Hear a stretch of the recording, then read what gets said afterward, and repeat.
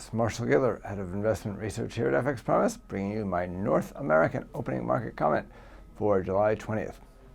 The dollar is slightly stronger at midday in Europe today, but really there wasn't that much movement in most currencies.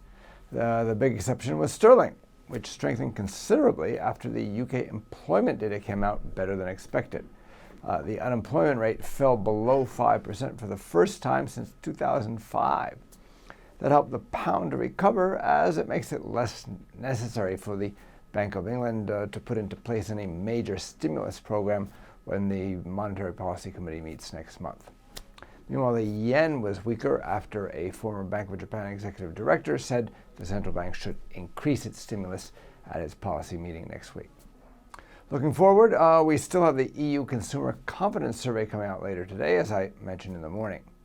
As for the weekly U.S. oil inventory figures, market analysts seem to be getting less optimistic of a major drawdown. The forecast for this week is for a drawdown of only 2 million barrels, less than in the previous week.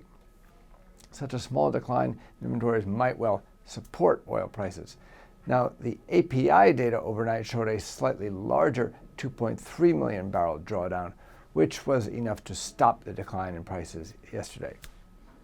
Finally, overnight, the Reserve Bank of New Zealand will issue a brief update on its economic assessment. This unusual move, which was just announced last week, made investors think that it was paving the way for a rate cut at its next meeting on August 11th. That possibility became even greater yesterday when the RBNZ announced new lending restrictions for investors buying houses anywhere in the country. By using such prudential measures to restrict lending, the RBNZ could lower interest rates without worrying about fueling a further rise in house prices. The market's now pricing in a 75% likelihood of a cut at the August meeting, compared with only 41% likelihood just a week ago. The report is potentially negative for the New Zealand dollar, although with a rate cut largely priced in, it might take a lot for the report to exceed expectations.